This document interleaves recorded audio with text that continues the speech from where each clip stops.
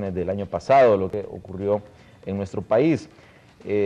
Lo que habla de que no reconocen el gobierno. Ecuador y Argentina acudieron a la cita, pero enfatizaron que no reconocen el gobierno de Honduras. El primero expresó que se siente hermano y solidario con el pueblo hondureño independientemente de sus autoridades. Y mientras que el segundo dijo que independientemente de esa condición hizo una excepción por las graves violaciones a los derechos humanos que se han dado en el país, a los cuales ha estado atento. El gobierno argentino, por ejemplo, hizo 8 recomendaciones, además de pedir que no queden impunes las violaciones a los derechos humanos relacionadas con el golpe de Estado. También hizo recomendaciones para la Comisión de la Verdad, goce de transparencia en la elección de sus integrantes. También dijo que se deben tomar medidas urgentes para cesar las detenciones arbitrarias, actos de tortura y funcionamiento de centros ilegales de detención. En cuanto a la tortura, el gobierno recomendó que se implementen políticas públicas para prevenir estos casos. Por ejemplo, antes de que se fuera Ana Pineda ahorita con esta delegación hondureña a Ginebra, Suiza, para presentar este examen periódico universal, pues ella mencionó esto de persecución y a lo cual pues reaccionó el ministro de Seguridad diciendo porque prácticamente estaba diciendo que seguridad era los que están haciendo persecución a las personas que de alguna manera pues apoyan el grupo denominado La Resistencia. Ahora, vemos entonces de que Honduras prácticamente dejó una imagen un tanto alarmante en el cual todos los ojos del mundo han puesto atención.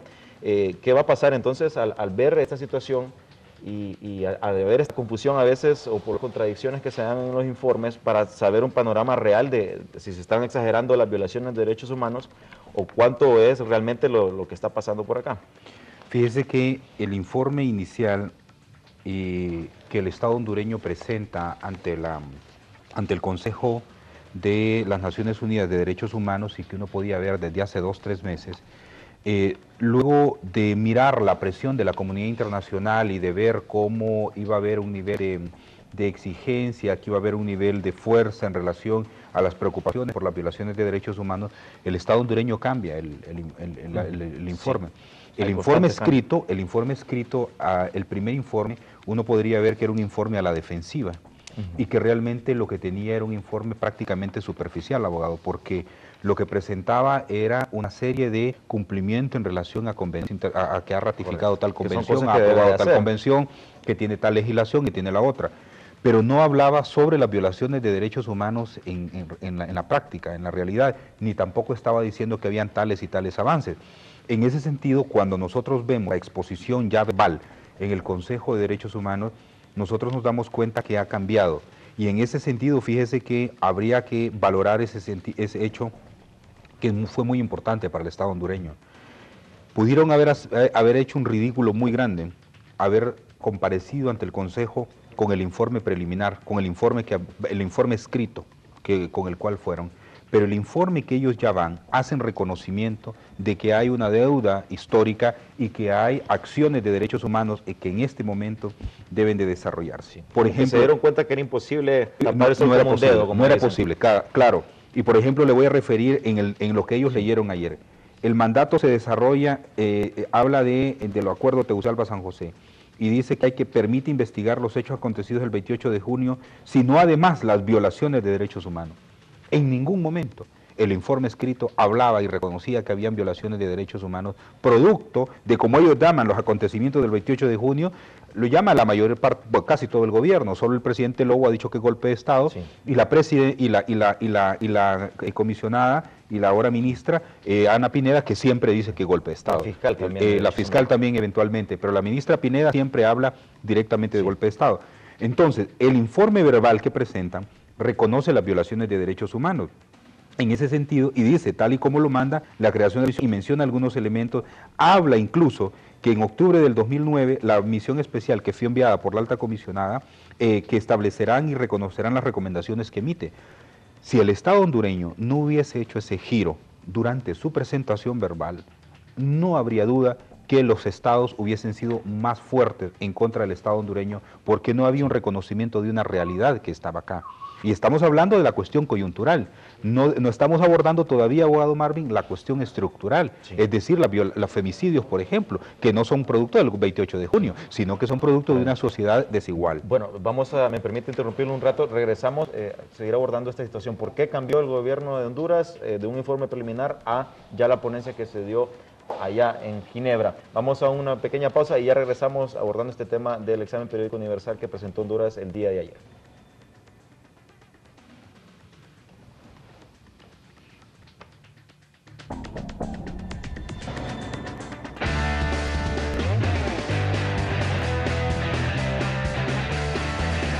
Con Digicel siempre la pasamos bien y ahora la vamos a pasar mejor. Préndete con los 300 lempiras en saldo gratis después de que hables 3 minutos a cualquier red local.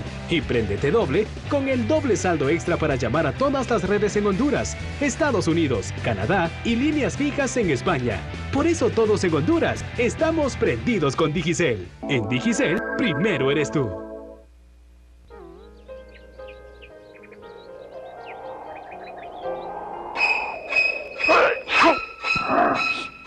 Tiene gripe. Tiene tos. Dolofin antigripal, gripe y tos. Combate eficazmente congestión nasal, sinusitis, dolor de cuerpo, fe y cada uno de los síntomas de la gripe y tos. Nuevo Dolofin antigripal, gripe y tos. Si lo tuyo no es el matrimonio y lo que quieres es vivir la vida loca y todo es tuyo, todo, todita, todo, y tuyo también, serás el primerito en caer en estas redes. ¡Wilmer! ¡Wilmer!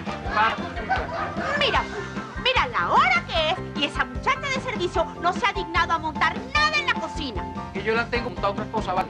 Cásate y verás. Por 12 TV.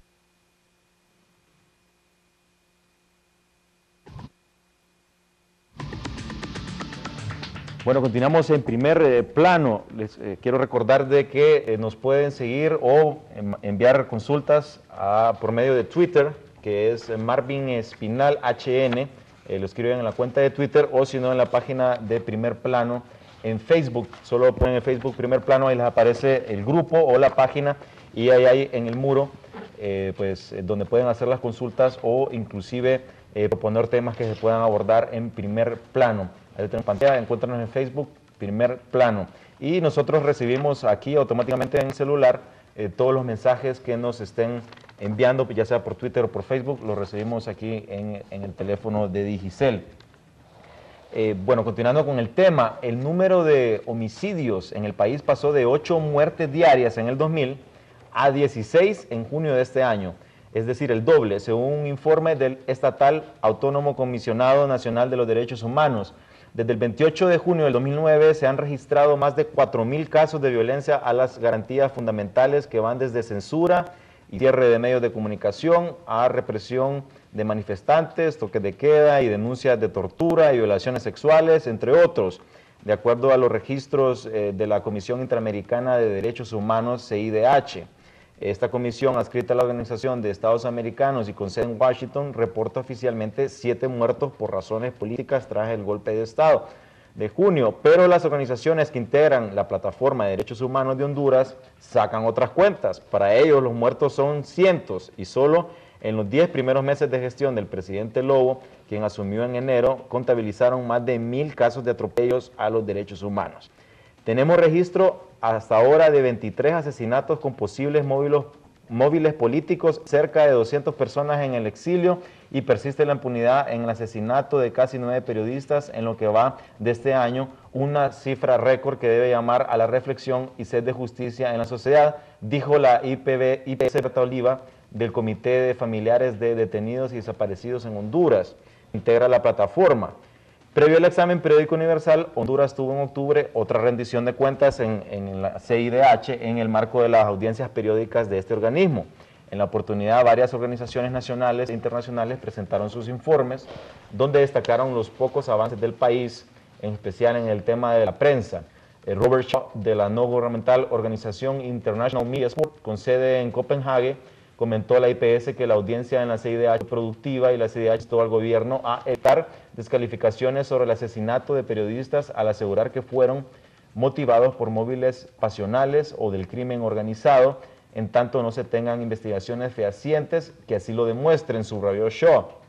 Al respecto, el presidente Lobo ha descartado una política de Estado de violación a los derechos humanos, opinión partida por la fiscal, para quien no hay indicios reales, por ahora, de que los atropellos obedezcan a un interés premeditado del Estado, por lo que prefiere hablar de hechos aislados. Según el gobierno presentará como ley de Ginebra la dotación por primera vez de un presupuesto propio a la Fiscalía de Derechos Humanos, así como la creación de una Secretaría o Ministerio de Justicia y Derechos Humanos y la formación de un comité consultivo y otro interinstitucional al contra de la tortura, donde participarán organizaciones sociales. Algunas entidades de defensa de los derechos humanos que estarán en Ginebra presentarán una propuesta concreta respecto al examen periódico universal, centrar la acción en el golpe de Estado contra Zelaya que derivó en el gobierno de facto de Roberto Micheletti, que ellos argumentan esto, implica según las organizaciones terminar con la impunidad que prevalece en relación y estos hechos abolir un decreto de amnistía otorgado por el actual gobierno